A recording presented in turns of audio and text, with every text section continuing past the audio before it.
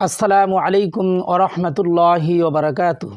নাহমাদুহু ওয়া নুসাল্লি আলা রাসূলিহিল করিম, আম্মা বা'দ। সম্মানিত দর্শকবিন্দু, আজকে আমরা আবারও জাকাত আদায়ের পদ্ধতির কিছু জরুরি মাসলা মাসাইল নিয়ে আলোচনা করব।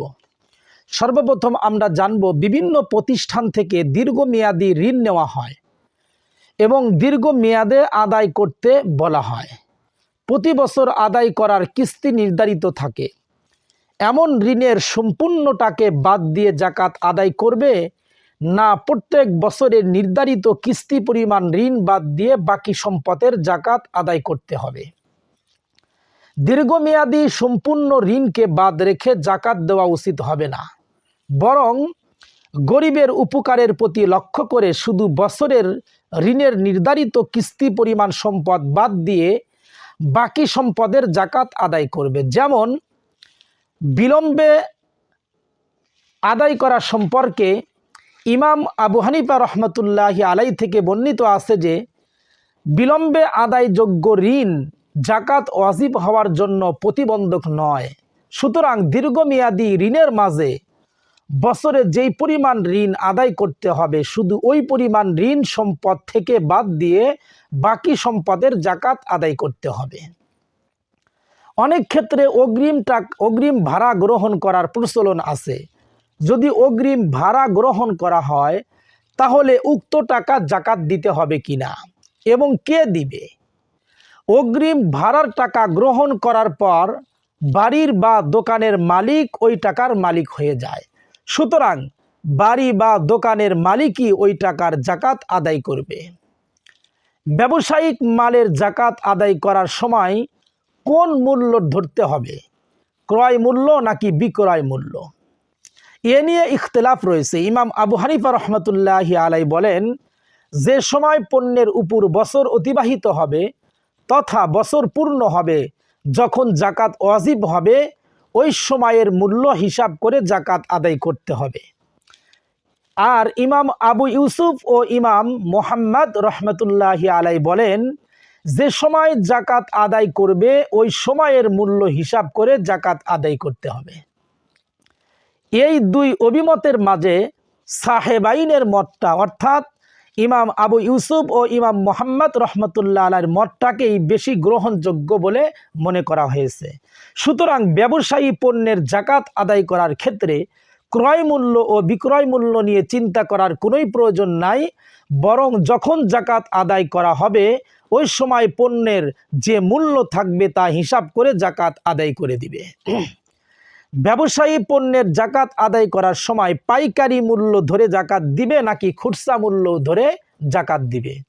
যদি পাইকারি ব্যবসা হয় তাহলে পাইকারি মূল্যই ধর্তব্য হবে, আর যদি খুচরা বিক্রেতা হয় তাহলে খুচরা মূল্য হিসাব করে জাকাত আদায় করবে। আর যদি উভয় প্রকার পণ্য বিক্রি করা হয় তাহলে খুচরা মূল্য হিসাব করে জাকাত আদায় করবে, কেননা এর মাঝে গরিবদের ফায়দা বেশি রয়েছে। কোনো আলেম জাকাতের উপযুক্ত হলে তাকে জাকাত দেওয়া যাবে কিনা? মূর্খ ব্যক্তিকে জাকাত দেওয়া থেকে অভাবগ্রস্ত আলেমকে জাকাত দেওয়া উত্তম।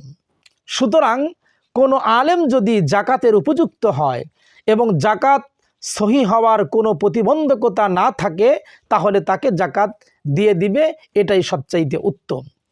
জাকাত আদায় না করার কারণে সাধারণত জাকাতের টাকা তার কাছেই থেকে যায়। এখন পরবর্তী বছর জাকাত দেওয়ার সময় পূর্বের বছরের জাকাতের টাকা বাদ রেখে হিসাব করবে নাকি পূর্ণ টাকার জাকাত দিবে? পূর্বের বছরের জাকাতের টাকা বাদ রেখে বাকি টাকা হিসাব করে জাকাত দিবে। যেমন এক লোকের কাছে নগদ 1 লক্ষ টাকা 2 বছর যাবৎ আছে, কিন্তু পূর্বের বছর তার জাকাত আদায় করা হয়নি, অর্থাৎ অতীতের 2 বছর জাকাত সে দেয়নি। এখন দ্বিতীয় বছর 1 লক্ষ টাকার জাকাত দিতে হবে, 1 লক্ষ টাকার জাকাত দিতে হবে না, বরং পূর্বের বছরের জাকাতের টাকা, অর্থাৎ 1 লক্ষ টাকা যে তার কাছে ছিল, এটার জাকাতের যেই টাকাটা আসে 2500 টাকা বাদ রেখে 97,500 টাকা জাকাত আদায় করতে হবে। ওজর ব্যতীত জাকাত আদায়ে এমন বিলম্ব করা ঠিক নয়, বরং বছর অতিবাহিত হওয়ার পর জাকাত ওয়াজিব হওয়ার সাথে সাথেই তা আদায় করে দিবে। আমার কয়েকটি মাইক্রোবাস আছে, এগুলো ভাড়াই খাটাই। জানতে চাই বছর শেষে ওই গাড়িগুলোর জাকাত দিতে হবে কিনা। না, ওই গাড়ির জাকাত দিতে হবে না, কেননা এগুলো জাকাতযোগ্য সম্পদ নয়।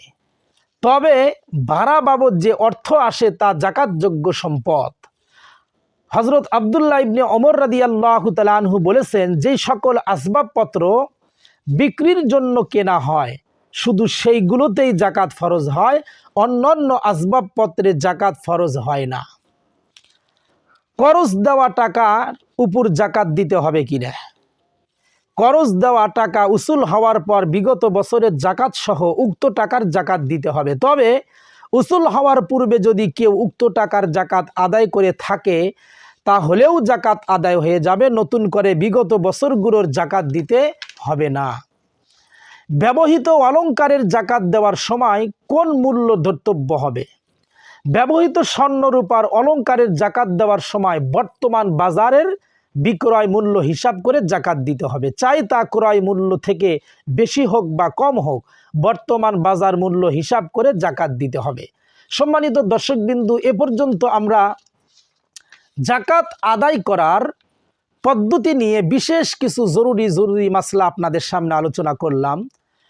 এরপরে আমরা ইনশাআল্লাহ পরবর্তী পর্বতে জাকাত যাদেরকে দেওয়া যাবে এই বিষয়গুলো নিয়ে আমরা আলোচনা করব ইনশাআল্লাহ। আমাদের সাথে থাকার জন্য ধন্যবাদ। আসসালামু আলাইকুম ওয়া রাহমাতুল্লাহি ওয়া বারাকাতুহু।